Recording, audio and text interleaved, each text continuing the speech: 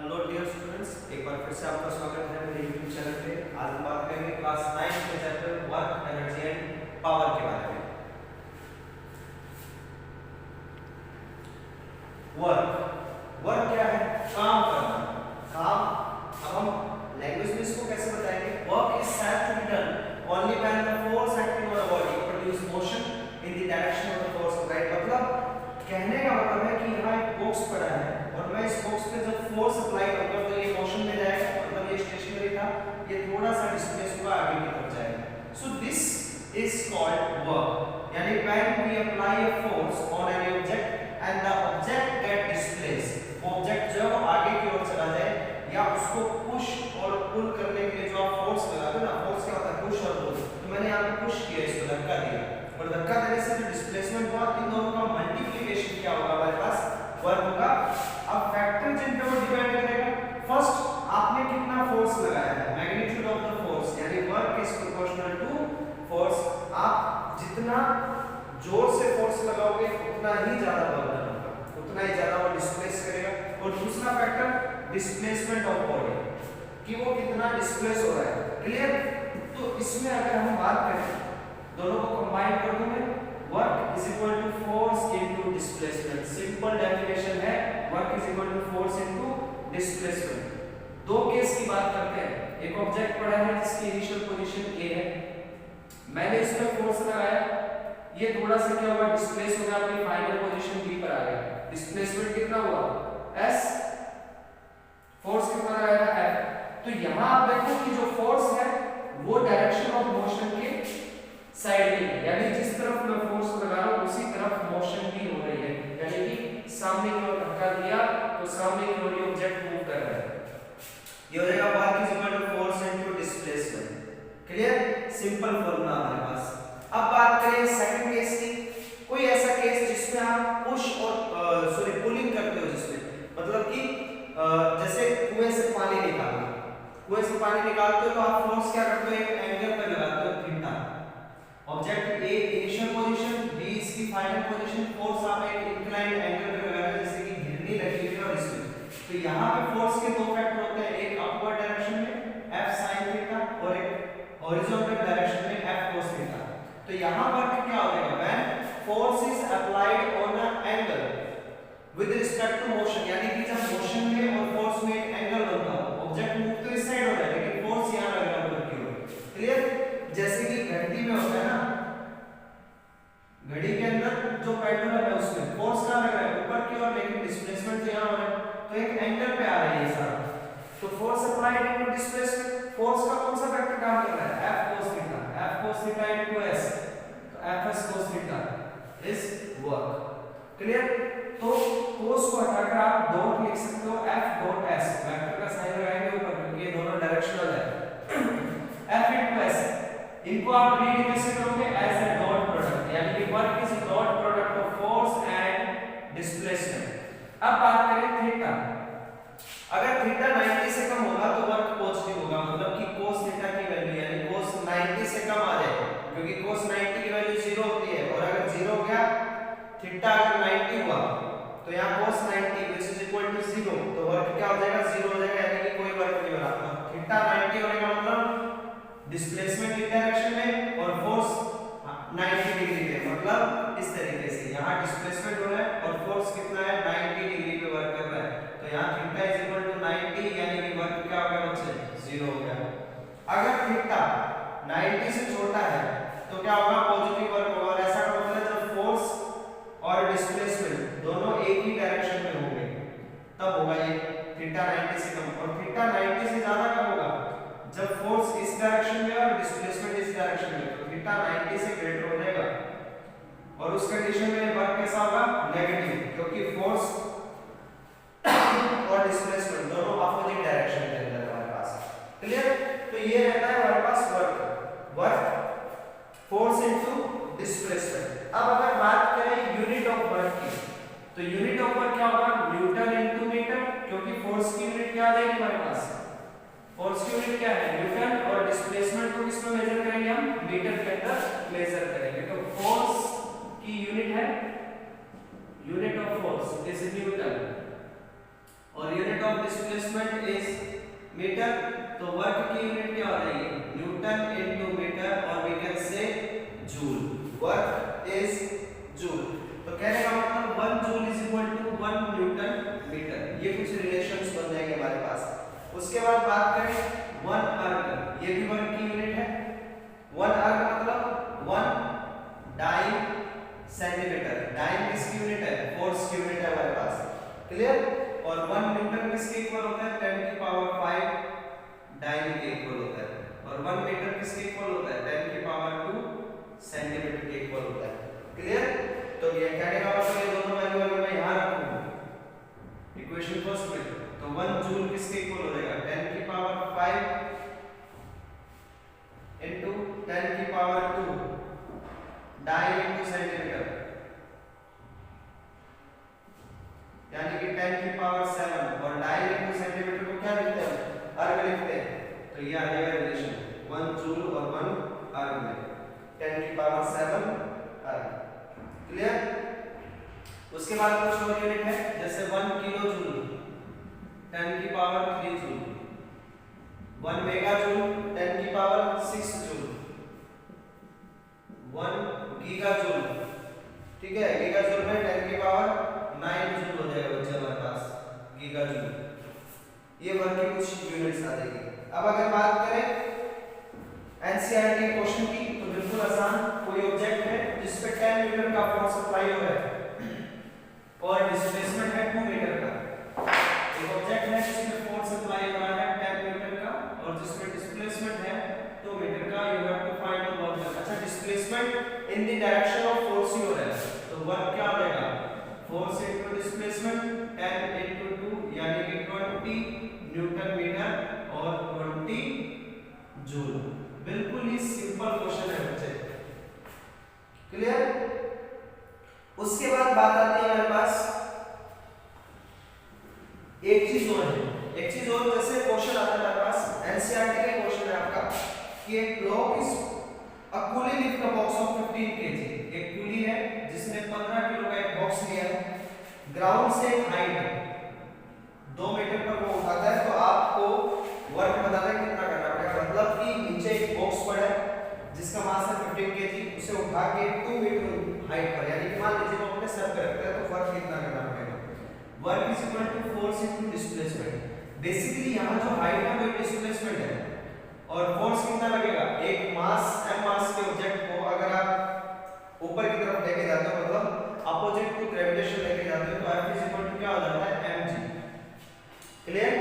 अब यहाँ g की डायरेक्शन आपको दिखानी है तो दिखा सकते हो, g की वैल्यू फिक्स है हमें 9.8 मीटर पर सेकंड स्क्वायर, तो m कितना था 15, 9.8 और h आ गया 2, सॉल्व कर देंगे इसे, 15 into 9.8 into h, ये आ गया हमारे पास 294 जूल वर्क,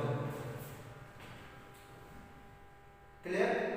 तो ये वर्क डन होगा हमारे पास, यानी कि कहने का मतलब वर्क का एक और फॉर्मूला हमारे पास आ गया mg into h। अगर कोई m मास की बॉडी h हाइट से गिरती है या ऊपर जाती है, तो वहां आप वर्क क्या लगाओगे, mgh लगाओगे उस पे वर्क, क्लियर है, ये आ जाएगी। अब मान लीजिए आपसे पूछ ले डिफाइन 1 जूल, तो 1 जूल क्या होगा, आपको पता है 1 जूल होता है 1 न्यूटन इनटू 1 मीटर, तो if 1 Newton force is applied for motion to 1 meter या फिर to displace any object to 1 meter, so produced work is of 1 joule। कहने का मतलब अगर आप किसी ऑब्जेक्ट को 1 मीटर डिस्प्लेस करने के लिए अगर 1 न्यूटन का फोर्स लगाते हो, तो आपके पास क्या होगा, वर्क डन कितना होगा, 1 जूल वर्क डन होगा, यानी कि W is equal to F into S if I apply 1 Newton force and object get displaced by 1 meter, so work will equal to 1 joule, यानी 1 joule work done is equal to the amount of force, या 1 joule work is equal to the that force which is applied to move any object 1 meter, ठीक है,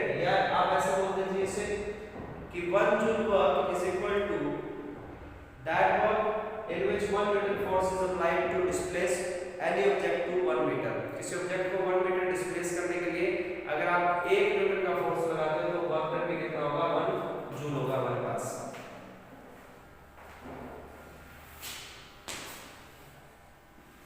हमारे पास आता है energy. सो energy क्या है? Energy the capacity of doing work on any object और by object is called energy. मतलब कोई भी ऑब्जेक्ट कितना काम करेगा वो उसकी एनर्जी है कि अगर मेरी एनर्जी ज्यादा है तो मैं काम भी ज्यादा करूंगा, सिंपल। और किसी भी ऑब्जेक्ट का मेरे ऊपर वर्क करना या मेरा किसी ऑब्जेक्ट के ऊपर वर्क करना क्या होगा, एनर्जी होगा। कैपेसिटी ऑफ डूइंग वर्क कि कोई भी ऑब्जेक्ट कितना वर्क कर पाता है वो उसकी एनर्जी है। स्केलर क्वांटिटी है, ऐसा यूनिट इसकी भी जूल है क्योंकि बेसिकली वर्क ही क्या है, एनर्जी। आप जितना वर्क करोगे उतना एनर्जी होगा और जितना एनर्जी होगा उतना ही आप वर्क कर पाओगे। सीजीएस यूनिट इसका क्या था, अर्ग था हमारे पास 1 जूल यानी कि 1 न्यूटन मीटर। किसके इक्वल था, 10 की पावर 7 अर्ग के इक्वल था। कुछ और इसकी यूनिट है जैसे 1 eV electron volt. 1 electron volt मतलब 1.6 × 10⁻⁹ जूल। 1 किलो जूल 1000 जूल के इक्वल है। 1 कैलोरी 4.186 जूल के। 1 किलोवाट आवर 3.6 × 10⁻6 जूल के इक्वल। अब अलग-अलग फॉर्म है एनर्जी की। फर्स्ट केमिकल एनर्जी, ऐसी एनर्जी जो केमिकल रिएक्शन से बनती है। केमिकल रिएक्शन से रिलीज होने वाली एनर्जी क्या होगी, chemical energy. Energy release by any chemical reaction is called chemical energy. जैसे कि petrol, diesel, kerosene, oil, coal, charcoal, CNG, LPG और fuel which are rich in chemical energy, जो हम डेली लाइफ में यूज कर रहे हैं। Heat of thermal energy, the energy possessed by any object due to its temperature. वो हो जाएगा किसी भी ऑब्जेक्ट में टेंपरेचर चेंज हो रहा है तो आप क्या बोलते हो, उसमें थर्मल एनर्जी चेंज हो रही है। टेंपरेचर का गेन, टेंपरेचर का रिलीज, ये सब जो है वो क्या है, थर्मल एनर्जी। थर्ड हमारे पास आती है बच्चे light energy, energy which produce sensation of vision in our eyes. मतलब ऐसी एनर्जी जिससे रोशनी निकले और हमारी आंखों में क्या हो, सेंसेशन हो। उस एनर्जी को क्या बोलेंगे, हम बोलेंगे लाइट एनर्जी। जैसे कि हम कमरे में बल्ब से जो लाइट आ रही है वो क्या हमारी आंखों पे सेंसेशन डाल रही है, मतलब लाइट एनर्जी। सिमिलर आप कोल को बर्न करते हो, कोयला जलाते हो, उससे जो लाइट निकलती है वो सब। इलेक्ट्रिकल एनर्जी जो इलेक्ट्रिकल अप्लायंस से आपको मिलती है।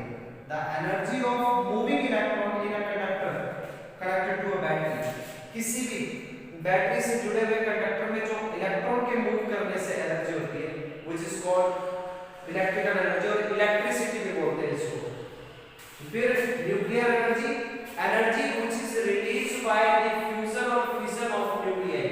मतलब कोई भी न्यूक्लियर रिएक्शन जो है, जैसे एटम बॉम्ब का जो विस्फोट होता है, एक्सप्लोजन ऑफ एटम बॉम्ब, तो उसमें क्या है, फ्यूजन और फिशन दोनों रिएक्शंस होती है जिसके कारण जो न्यूक्लियस है हाइड्रोजन एटम के वो आपस में स्ट्राइक करते हैं और lots of amount of energy निकालते हैं। Mechanical energy, the energy possessed by a body because of its speed, its position और चेंज इन शेप। कोई भी बॉडी अपने आप में चेंज कर रही है अपनी स्टेट को, यानी जैसे मैं पहले रेस्ट में था तो मैं चलना शुरू हो जाऊं, वो क्या हो जाएगा, मेरा मैकेनिकल वर्क हो जाएगा। इसमें दो तरह के चेंज होते हैं, एक काइनेटिक एनर्जी और एक पोटेंशियल एनर्जी में चेंज होता है। So we can say mechanical energy is the sum of kinetic energy and potential energy. Kinetic energy क्या है, energy possessed by moving object. जब कोई ऑब्जेक्ट मूव करना शुरू करता है तो उसके अंदर कितनी एनर्जी आ जाती है, या वो किसी ऑब्जेक्ट पे कितनी एनर्जी लगा रहा है, वो काइनेटिक एनर्जी। और पोटेंशियल एनर्जी, जब कोई ऑब्जेक्ट रेस्ट में, अब जैसे ये बोर्ड रेस्ट में है तो इसके अंदर कुछ ना कुछ एनर्जी होगी और मैं मूव कर रहा हूं तो मैं किसी न किसी पे एनर्जी अप्लाई करूंगा अपनी। So energy possessed by moving object is kinetic energy represented by ke, और energy possessed by a stationary object by virtue of its shape and position. किसी भी स्टेशनरी ऑब्जेक्ट की शेप और पोजीशन से जो energy होती है, या जैसे मान लीजिए ये डस्टर अगर मैं यहाँ यूं स्टेशनरी रखूं तो इसके अंदर जो एनर्जी होगी वो एनर्जी होगी इसकी पोटेंशियल एनर्जी। क्लियर? अब हम बात करेंगे काइनेटिक एनर्जी के बारे में कि काइनेटिक एनर्जी क्या होती है। बेसिकली काइनेटिक एनर्जी कब प्रोड्यूस होती है, जब कोई m मास का ऑब्जेक्ट मूव करता है v वेलोसिटी से। कैसे? अब सिंपल सी बात है कि अगर कोई ऑब्जेक्ट m मास का है और v वेलोसिटी से मूव कर रहा है तो वो वर्क डन करेगा। क्लियर? वर्क डन करने के लिए तो हम यहाँ आज बात करेंगे kinetic energy.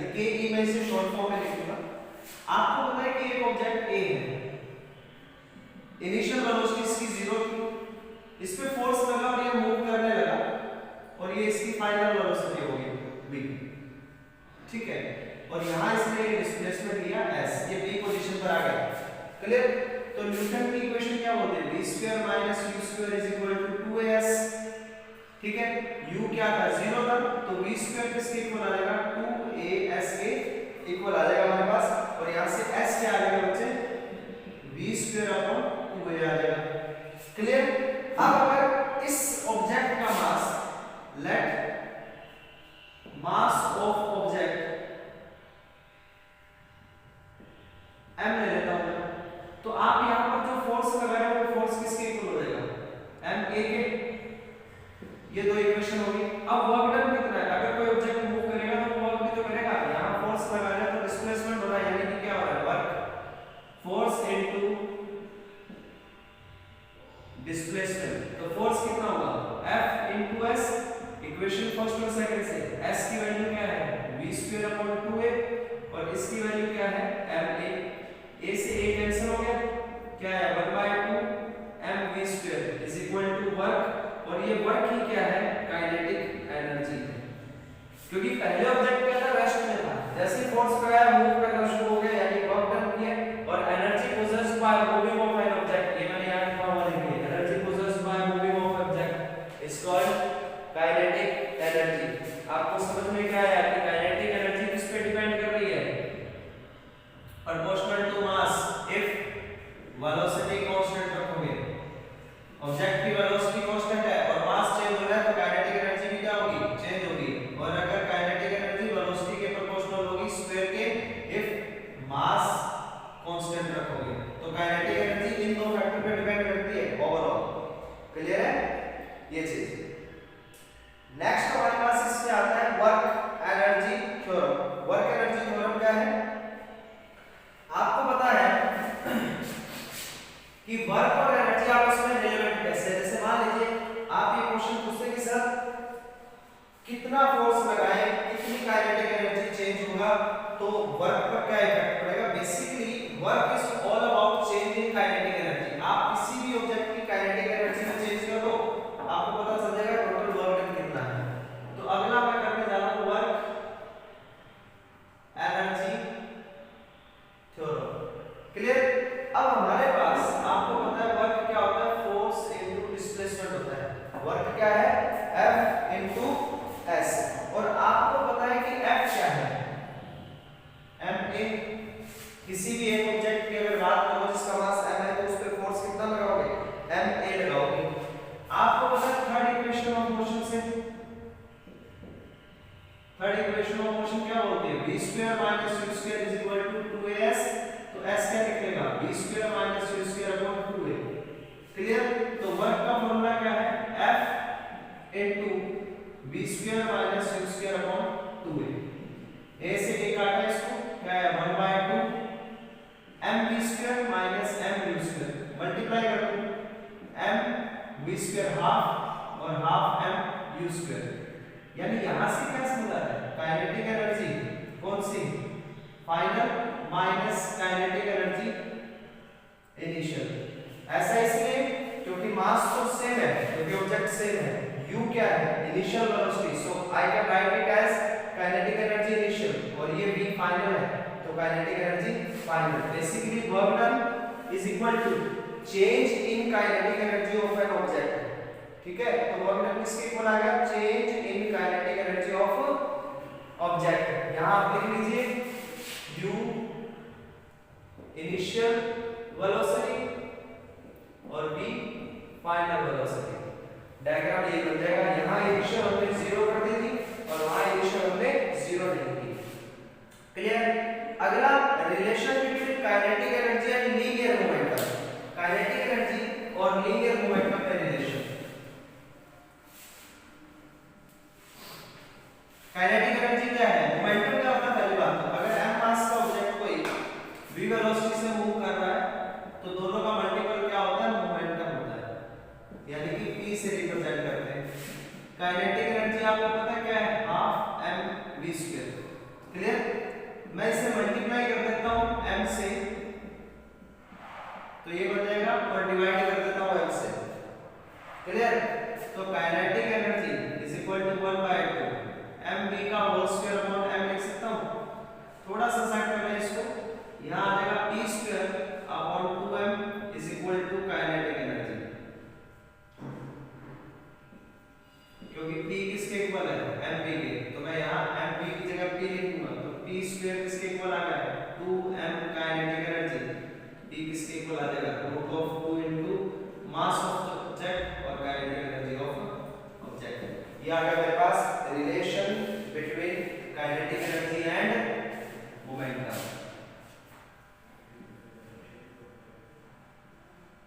Relation between kinetic energy and momentum of object. Clear?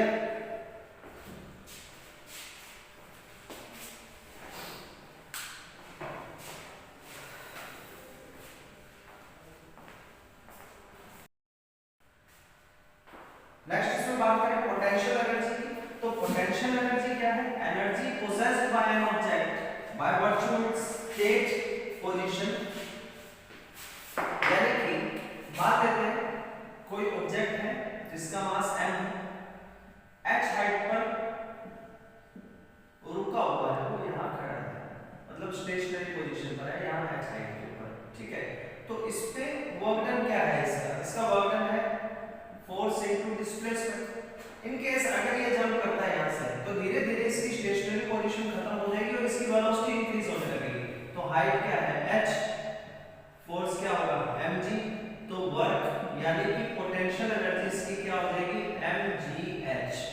ये चीज ये आपने ग्रेविटेशन चैप्टर के अंदर भी इसके बारे में देखा है कि फोर्स इनटू डिस्प्लेसमेंट वर्क है, और वर्क ही क्या है काइनेटिक एनर्जी। अगर कोई ऑब्जेक्ट स्टेशनरी पड़ा है, ये बोर्ड कब से स्टेशनरी है हमारे यहाँ, तो इसकी जो पोटेंशियल एनर्जी है वो mgh है। अगर ये मूव करना शुरू करेगा तो mgh क्या होगी, धीरे धीरे कम होना शुरू हो जाएगी और काइनेटिक एनर्जी इसकी इंक्रीज होना शुरू हो जाएगी, यानी कि mgh जो है वो ट्रांसफर होगी काइनेटिक एनर्जी। इसके लिए मैं आपको एक रिलेशन बताता हूँ law of conservation of energy का। इसी एग्जांपल से हम देखेंगे law of conservation of energy,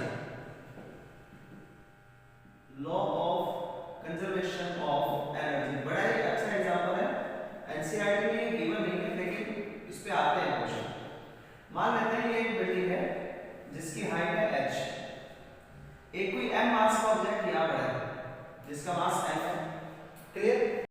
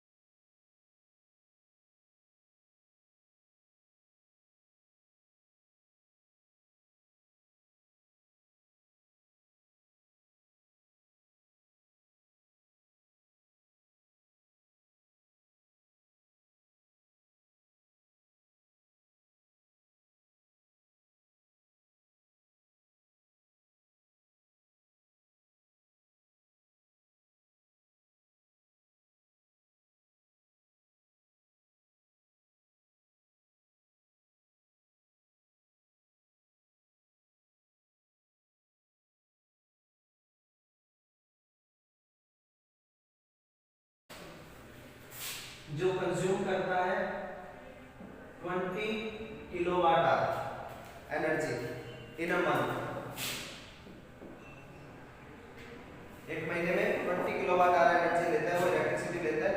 तो आपको बिल बताना है, आपको करना क्या है, उसकी जो एनर्जी है 20 किलोवाट आवर इनटू मंथ, ठीक है, मंथ में जो डेज है वो सब चीजें, और इनटू में जो रेट उसका होगा। जैसे एग्जांपल लेते हैं, एक बल्ब है या 5 बल्ब है,